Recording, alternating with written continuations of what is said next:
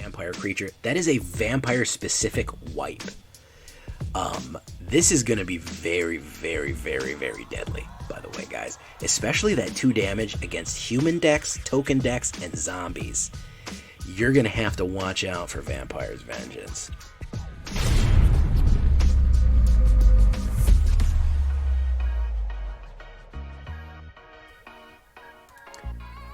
Welcome back, everybody, to the show. I am your host, as always, Jay Villain, aka That Villain Jay. And tonight we have a very special treat for you. We are doing, finally, a Innistrad Crimson Vow preview night. Now, I usually do one preview video, but generally people get kind of bored halfway through, so I'm going to split it up into just 2 spots. I think people more are interested in looking at these cards than they are in the stale meta right now. So I wanted to give you something to look at, and I wanted to show you my favorite black and red cards right now. Okay, so I've looked through a lot of these, and I want to point out the ones that I think you should take note of.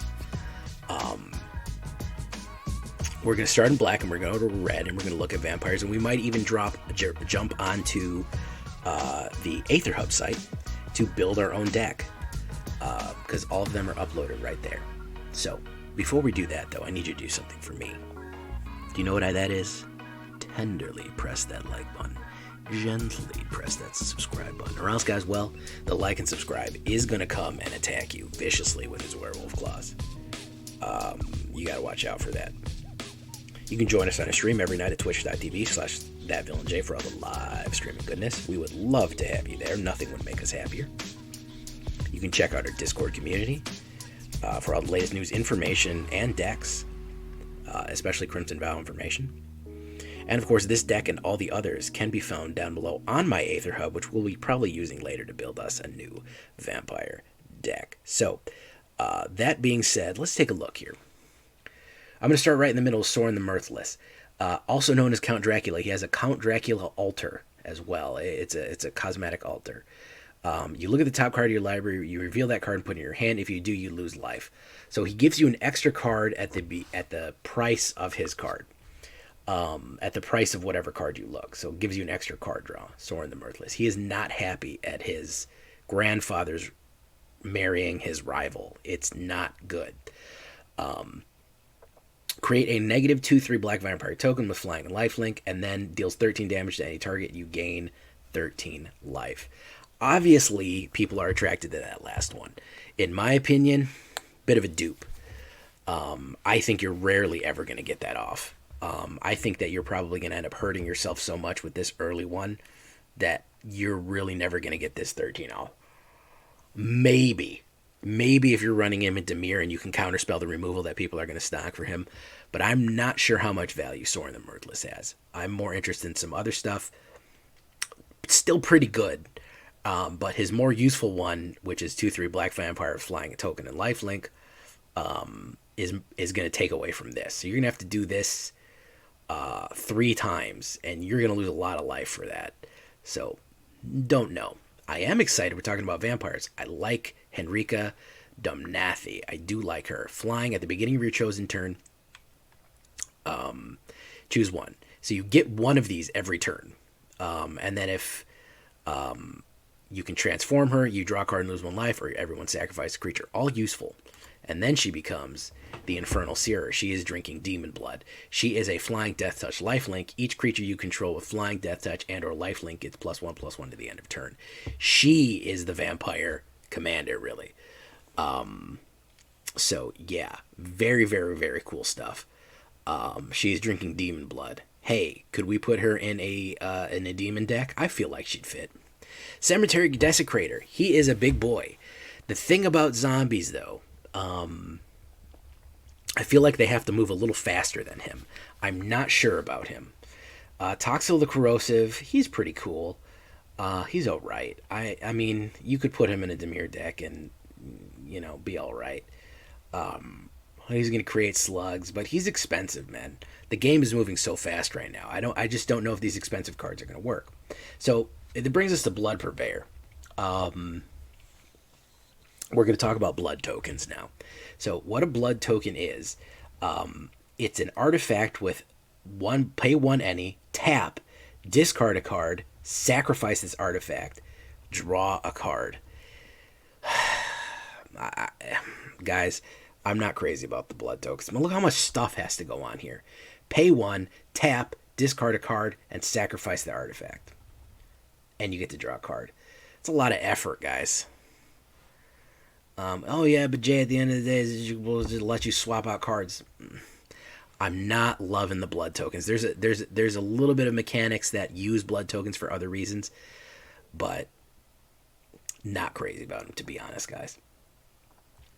Whenever Blood Vial Purveyor attacks, it gets +1/+1 for each blood token defending player controls. So he gives out blood and then gets more powerful as he goes. That is probably one of the more useful ones that I've seen. Again, when blood tokens start interacting in other things, when it's you have X blood tokens, or if you have a blood token, they get this or that. That's usually the most utility that I see them get, is when they have these kind of other mechanics involving blood tokens on top of whatever they're doing. So he is potentially very dangerous, but it does let them pay to draw extra cards. So we'll have to wait and see. The blood tokens, I'm really going to have to see them in action to see. On the other side of this is a Gross Eyeball, Demonic Bargain. I can see people actually using this for specific setups. 13 cards, and then put that card in then exile. Oremdal, which is the demon that makes bargains with people. I can actually see people using this to set up stuff. I can actually see them doing it in a Dimir deck easily. I think this is going to fit real nicely in Dimir decks. I like Dying to Serve. The zombies are all the servants for the vampires. Whenever you discard a card, create a 2/2 tap zombie black tokens, and notice they're not decayed. So this will go well with blood tokens. If you throw away cards, you're discarding a card to activate blood, you can create zombies. So interesting one. I like this demon. He is so expensive. At the beginning of your end step, sacrifice a non-creature creature. If you do, create a token that's a copy of Dreadfast Demon. If you can ramp to him, and if you can have a bunch of sacrifice fodder, Dreadfast Demon is pretty good, but he's very vulnerable and very expensive. Falconwrath Forebear, create a blood token, and then of course here's the main reason I like blood tokens: these interactions that we have. Sacrifice 2 blood tokens, return Falconwrath Forebear from your graveyard to the battlefield. She can't block, she's a 3/4, but these other things that you're getting are really what's going to help out blood tokens here. Headless Rider, I'm disappointed that is not a zombie knight. Why can't he be a zombie knight? He's a rider, he's got the thing, he's... another non-token zombie you control dies, create a 2/2 zombie token, he's going to be useful. Graph Reaver is going to be useful. I like him as a zombie warrior. I like to slot him into a warrior deck. If he gets exploited, you destroy a planeswalker, he's going to slot in real nicely. He deals 1 damage to me, don't really care. Path of Peril, as if we needed more wipes. We definitely, that's what the game needed, was more board wipes. So I'm really glad they added those. We're severely under board wiped in the game. We just don't have enough. There just isn't enough. We just need more ways of doing that. Voldaren Bloodcaster.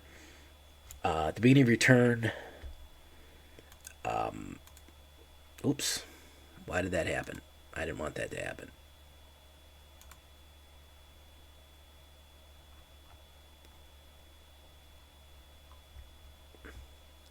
Why are you doing this to me, Internet?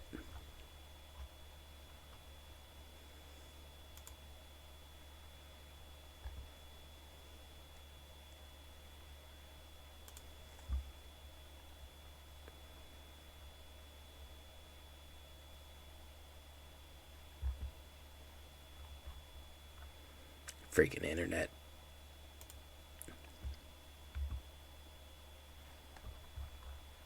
We're going to have to cut that out. Voldaren Bloodcaster. Archghoul of Thraben. I actually believe this guy is Alright,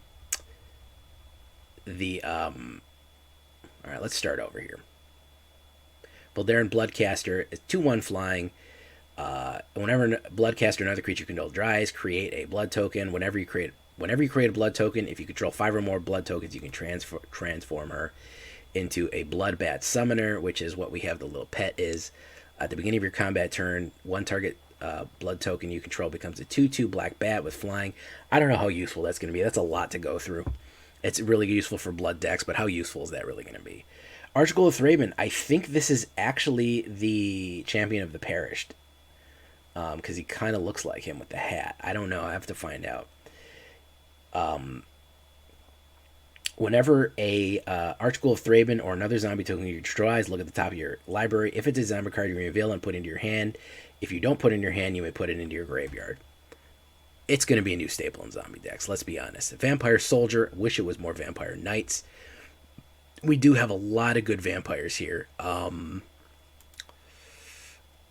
There's the Vampire Knight. Oh, okay, so it transforms. I actually only saw the first part of that. So you can discard a card, gains indestructible until the end of turn, tap it, then 4 more creature cards in your graveyard transform. I actually do really like that. I'm going to be using this one a lot. I can tell you that I really do like this one. I don't mind discarding cards to gain indestructible. If you remember, there was a little thing called Hollow Blade. What was it? Hollow Blade. What was his name, man? Do you guys remember what I'm talking about? Seasoned Hollow Blade that had that ability. This is that ability. It's not as good, but it's pretty good. At the beginning of your combat, if you control 3 or more creatures that have toughness greater than their power, transform Catapult Fodder. And then you get to throw it. You get to throw zombies at people. So that's pretty good. I like Fellstinger. I like always Scorpions. He's a zombie scorpion. I like to see other stuff. Hero's Downfall. Yeah, I mean, it's just more removal. Innocent Traveler. Malicious Invader. Not great. Restless Bloodseeker. Parasitic Grasp. I do like this. Cleave is you take out this. So basically what the cleave mechanic does is when you're casting something for Grieve, you remove the words in the bracket. So it will do human for that cost, but it will do any creature for this cost. That's what cleave does. So if you pay the cleave, you remove the brackets. That's what cleave is, in case you're wondering. That's a new mechanic. I'm not really crazy about it, but hey, whatever. Restless Bloodseeker. At the beginning of your turn, if you gain life this turn, create a blood token. Sacrifice 2 blood tokens, transform Restless Bloodseeker, activate only as a sorcery. He can become a 3/3 at the beginning of your end step. If you gain a life this turn, create a blood token.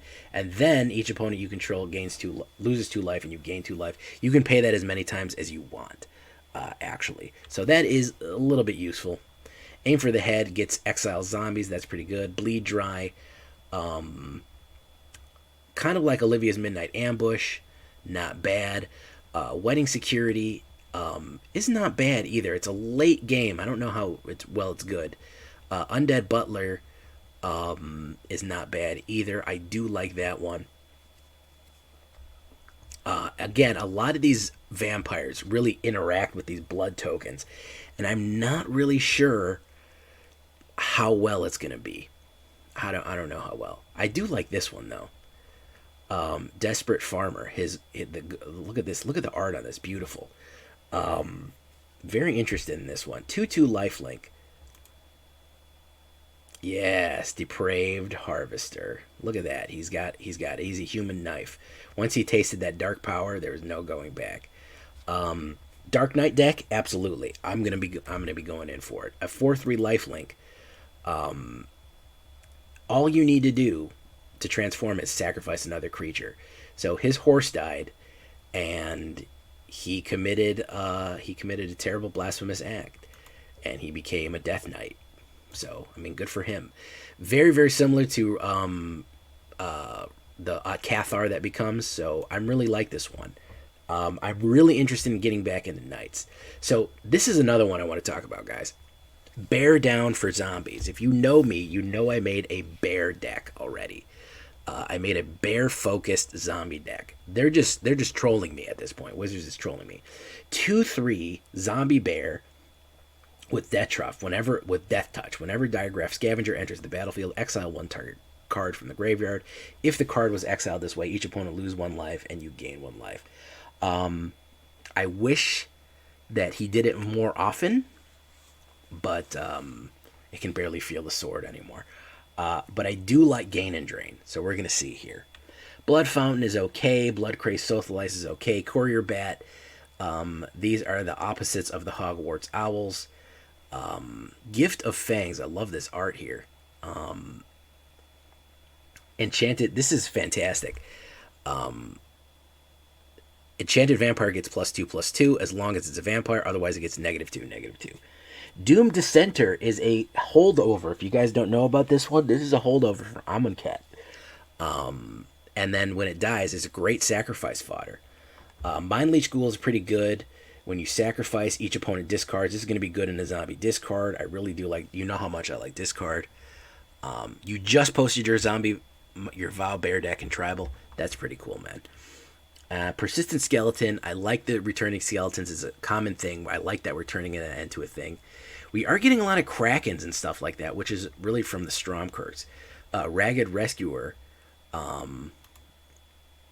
Odious Witch. Yeah. I like this one. At the beginning of your end step, if you discarded a card this turn, transform Ragged Recluse. It's both so long since I had a guest for dinner. See, get it? He had a... she had a guest for dinner.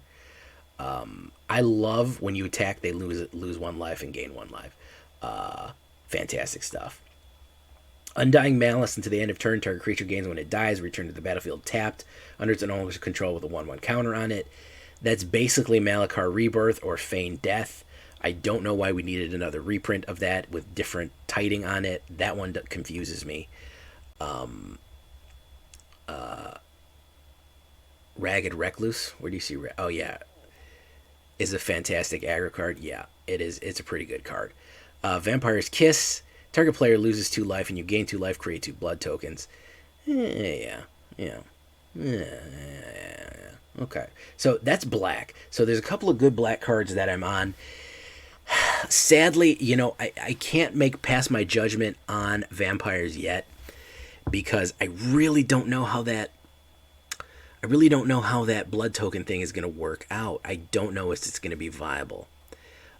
We're going to have to wait and see. I'm going to reserve my judgment. Zombies definitely got a boost. And there's a lot of good stuff, but I'm really, really going to have to wait and see how the blood token. So let's look at the other side of the coin here. We looked at some of the Voldarens. We looked at some of the other ones. Let's look at the... no, these are the Voldarens. The red are the Voldarens. Let's take a look. Cemetery Gatekeeper. We're going to start with the Mythic Rares. Cemetery Gatekeeper, 2/1 first strike, great early stop. Enters the battlefield, exile a card from the graveyard. Whenever a player or a land casts a spell, if it shares a card type with exiled card, deals 2 damage to it. So, if it shares a card type, not a creature type, so that means this is a little bit anti-meta, kind of. It's a little bit anti-card. It's to stop you from playing things. So card type means that if it's an instant, sorcery, planeswalker, so if you have somebody that's playing a lot of instants or sorceries, you can say, well, I'm going to play this instant, and then I'm going to say I'm exile this. Yes, it does it to everybody. It deals 2 damage to that player.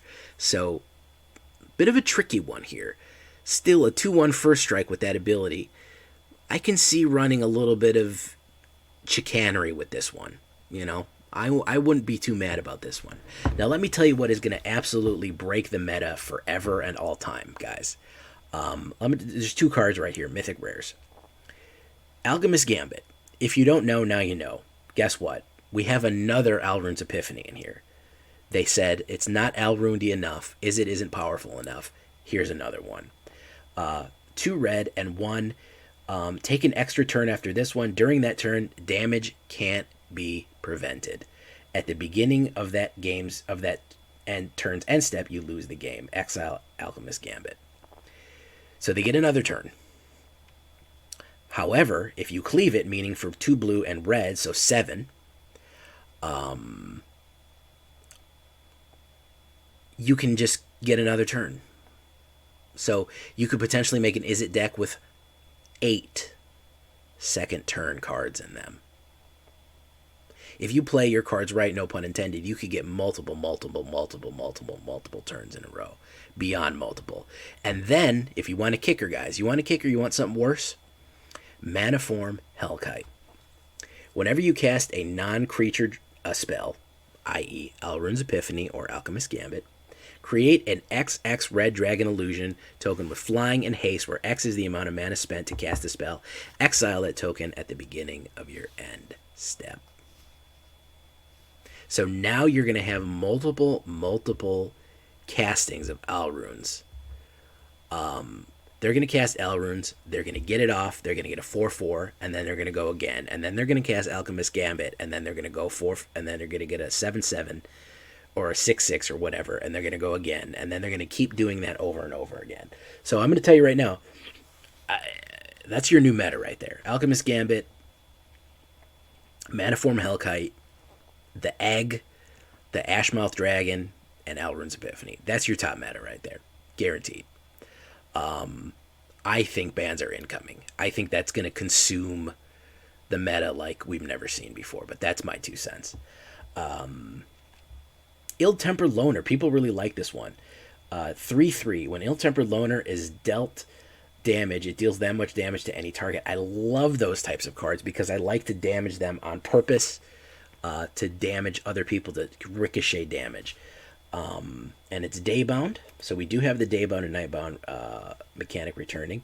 And then Howlpack Avenger, whenever permanent you control is dealt damage, Howlback damage deals that damage to any target. What I like to do is do these and then run board sweeping damages on people and then throw all the damage back. So I'm definitely going to be using Ill-Tempered Lower. Dominating Vampire. You can join me or you can feed me. Choose fast.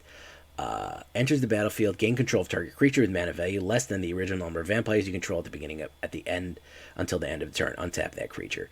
Fantastic. Could I put this with? Could I make a Boros with this and keep flashing it in and out with Teleportation Circle? Absolutely, I could, and that's probably what I'm going to do. Curse of Hospitality. I like that there's more curses. Enchanted player. Creatures attacking enchanted player have trample. When enchanted creature deals damage to enchanted player, that exiles the top card of the library until a controller may play that card. They may spend mana as though at any cost. Fantastic stuff. Creepy Puppeteer.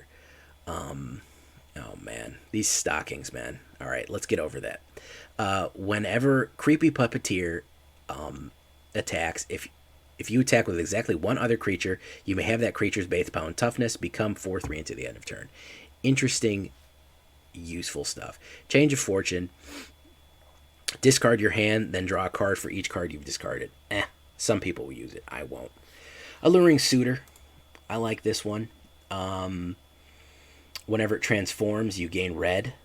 We do have another one. Things. Whenever you attack with exactly 2 creatures. So basically they dance, and then he transforms. So interesting one. Olivia's Attendants are useful. A little expensive. I'm not excited about a lot of these expensive vampires. They're going to be, first of all, they're going to be magnets for removal. They're going to be absolute magnets for removal. And then they're going to be, not only that, they're going to be just the game's moving too fast. They're either going to get blasted, or the game's just going to move too fast out of them. I do like Kessig Wolf Rider.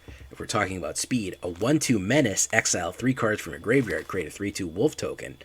Yes. Yes, please. Human Knight. Yes, please. I want more knights.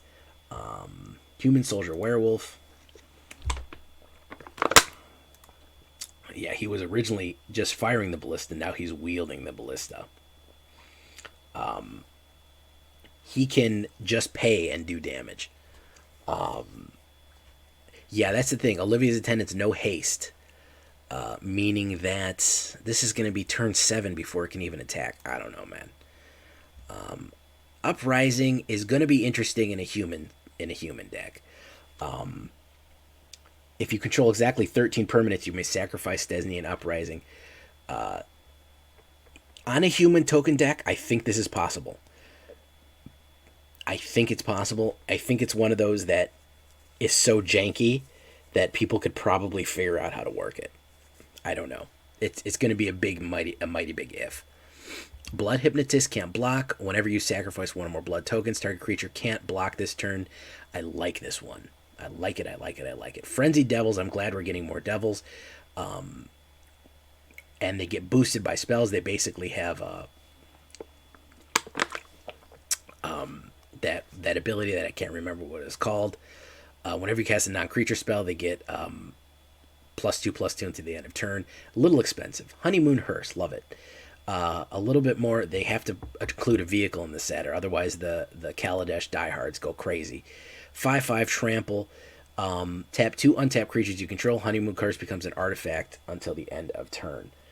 Artifact creature until the end of turn. So basically, any 2 creatures can turn this into a thing. Are we going to see Gruul, Chariot, and Hearse? Yes, we are. We are going to see Chariot and Hearse decks, unfortunately, guys. So be ready for that. Artifact Disruption is going to be very, very, very useful. Into the Night, it becomes night. I like that. We do need some more of those. Magma Pummeler, I am interested in. Markov Retribution is useful. Choose one or both. Creatures get +1 to the end of turn. Target vampire control deals damage equal to its power to another creature. A little bit of vampire specific removal. Rending Flame, I do like this. Rending Flame is 5 damage to target creature or planeswalker. If that permanent is also a spirit, Rending Flame also deals 2 damage to that target controller. Anti-spirit tech, which we haven't had yet. And then Runebound Wolf is interesting. Runebound Wolf deals damage equal to the number of wolves or werewolves you control the target opponent. Interesting. We'll have to see about that, how useful it is. Vampire's Vengeance. Sanguine Blood Statue. Deals 2 damage to each non-vampire creature. That is a vampire-specific wipe. This is going to be very, very, very, very deadly, by the way, guys. Especially that 2 damage against human decks, token decks, and zombies. You're going to have to watch out for Vampire's Vengeance when you're running Vampire Tribal. I really like that specific.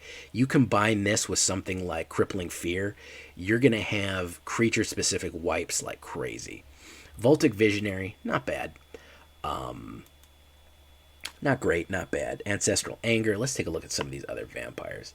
End the Festivities. The wolves burst in. Yeah, that'll do it. Deals 1 damage to each opponent and each creature and planeswalker they control. Wow. Yeah.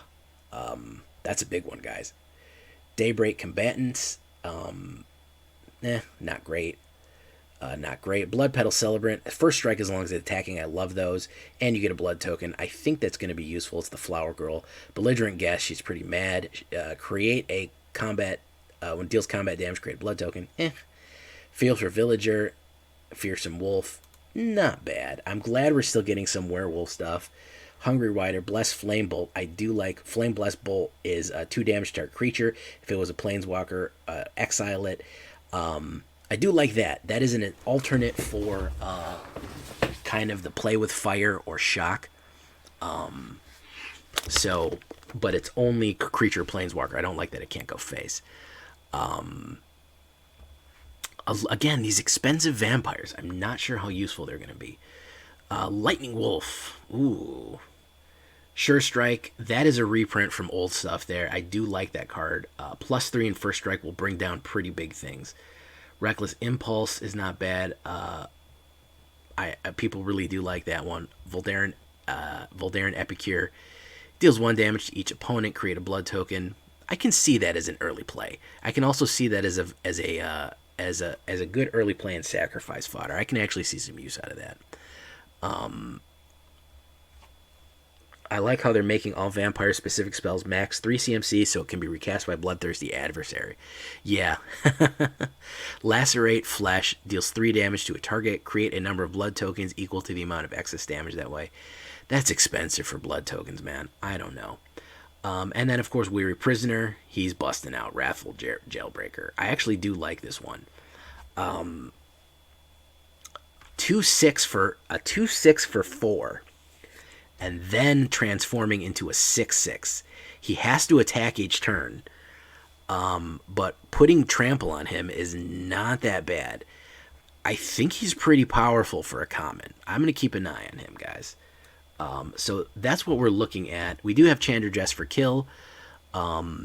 We can look at that. Add 1 red mana. Chandra Dress for kill deals 1 damage up to 1 target player planeswalker. Exile the top card of your library. If it's red, you may cast it this turn. And then you can exile top 5 cards of your library. You may cast red spells from among them this turn. You get an emblem. Whenever you cast a red spell, this emblem deals X damage to any target where X is a spell this turn. Alright. What does that mean? It's like a freaking novel. She does fire damage and she gives you mana. This is what Chandra always does. Alright. If you like your Chandra, if you like your Chandra Planeswalkers, you're gonna like this one. And then, of course, here's the alternate. It's the Vampire's Vengeance. It's the Mysterious Blood Illness. That's from the Count Dracula story. So, that all being said, what do I think we need for to build a deck on AetherHub? Let's take a look. We're gonna build a vampire deck. We're gonna structure a vampire deck right now. We're gonna see what it is. All right. So let's go to my decks. I'm thinking a Rakdos Vampire. I'm thinking a lot of those wipes are gonna be what it's gonna be. Okay. Rak Vamp. Create. All right. So add card. Advanced search. Let's go to this. Do vampire.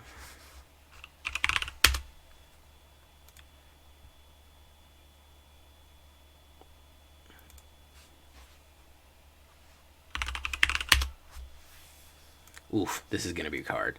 I'm going to build it. I'm going to wait here. I'm going to build it, and I'm going to do it off screen because I don't want to take up too much time. And I'm going to leave this description of my Rakdos Vamps that I think will probably be good. I'm going to build it tomorrow. So we went over the vampires. We went over black and red. Yeah, I'm going to need to... I didn't have it set up, so we're going to leave that alone for right now.